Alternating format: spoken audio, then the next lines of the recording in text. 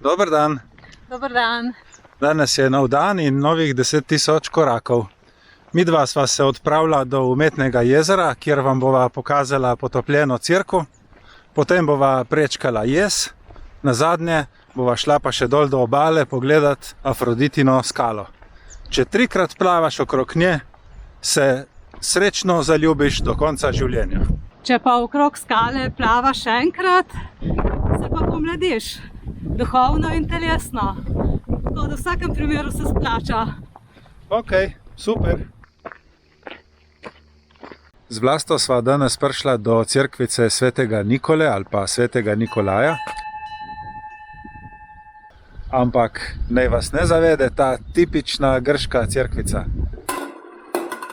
Jaz vam bom pokazal danes eno cerkvico bistveno bolj zanimivo. Samo sekundo.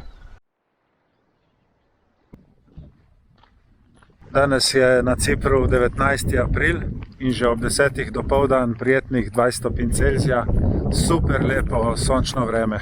Tale cerkvica tukaj stoji tik ob umetnem jezeru. Stari sveti Nikola je pa delno potopljen. Umetna jezera so eden najbolj pomembnih virov vode za Cipr. Prebral sem, da imajo 107 jezov in da je 108 v gradnji. Kljub temu so težave z vodo velike, sploh zaradi zadnjih let, ki so bolj sušna, tako da je tukaj varčevanje z vodo eno bolj pomembnih skrbi.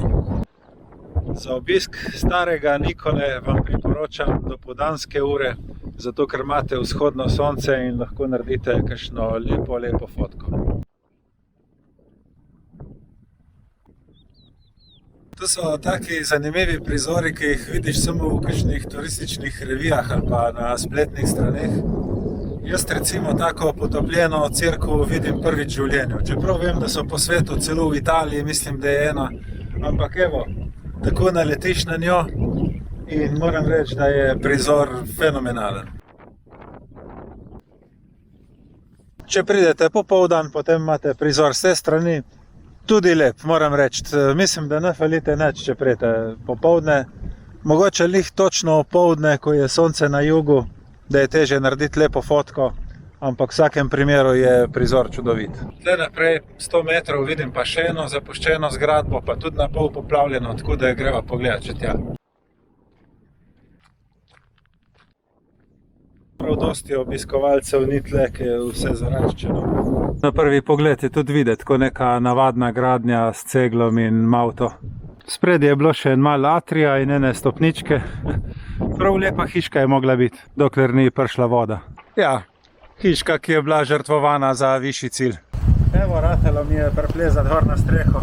Čisto dovolj primerno obutev sem si izbral, zato ker sem 2-krat stopil v vodo. Zdaj bomo šla pa tle, bomo naredila en sprehod, potem pa z avtom na uno stran, tam gre ob jezeru ena cesta, taka slikovita, precej ovinkasta, in se bo vračala nazaj dol do jeza, ki ga je možno prečkati z avtom. Midva bova poskusila, če se ga da prečkati peš.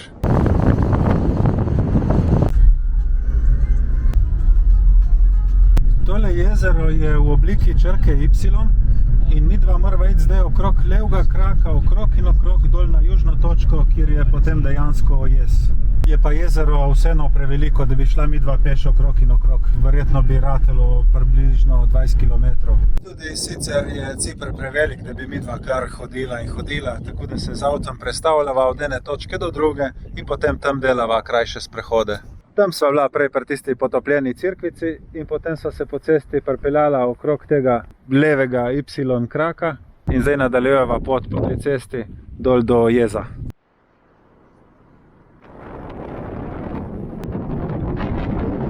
Evo, tam dol pa že vidimo jez. Še kakšen kilometer po tej ovinkasti cesti in bova dol.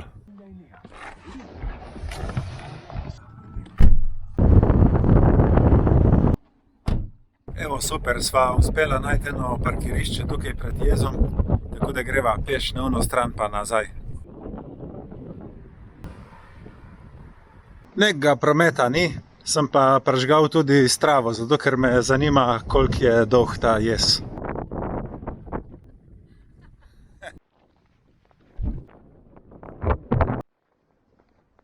Evo, res ni prometa, žive duše ni. Sama hodva po sred ceste, gor po vrhu jezu in je super. Evo, zdaj se približujeva drugi strani. Jaz ocenjujem, da je širina tega jezu približno 700 metrov. Evo, pa sva prišla na drugo stran. Evo, tle vidimo še zastava Evropske unije in zastava Cipra. Cipr je tako z eno špico na vzhod. V bistvu imajo na zastavi zemljevid svojega otoka. Od spodaj pa dve oljčne vejce. Drugače tako po površini je Cipr za približno polovico Slovenije in lih tako po prebivalcih. Tako, super. Zdaj gremo pa nazaj do avta in bom tam preveril, koliko je ratalo na Stravi. Evo, pa smo nazaj pri avtu. 1,47 km je ratalo, se pravi, ko sem predvideval 700 metrov vsako smer. 20 minut sva porabila za ta super lep sprehod in tako čudovito doživetje. Zdaj se bova pa spustila dol do morja, pogledava plažo, Afroditino skalo, ampak ker je ura že skoraj 12, bova pa vmes šla še nekaj pojesti.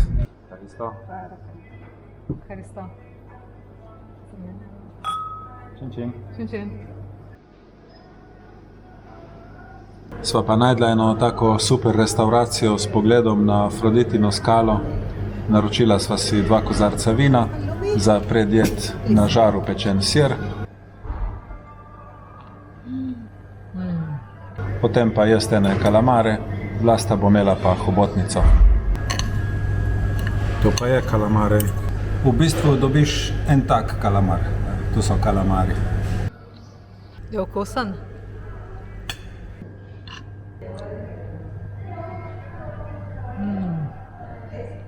To je to.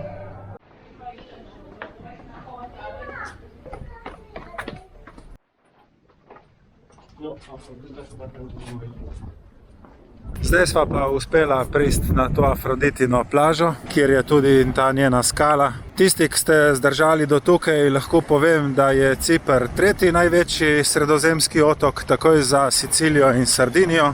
In po legendi naj bi se tukaj rodila boginja Afrodita. Midva imava v planu splezati na tole skalo, zato sem tudi zamenjal obutev. To je zdaj plan, da splezava na tole skalo, tam od zadnje je pa Afroditina skala, kjer je treba plavati okrog nje. Pa najbolj še kar greva, ne? Ja. Ok, akcija.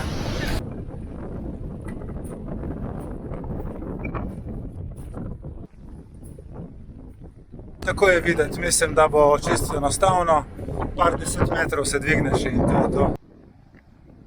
Evo, super, napredujeva. 2-3 minute pa bova na vrhu. Evo, to je ta Afroditina skala. Enkrat ali pa 3-krat plavati okrog nje.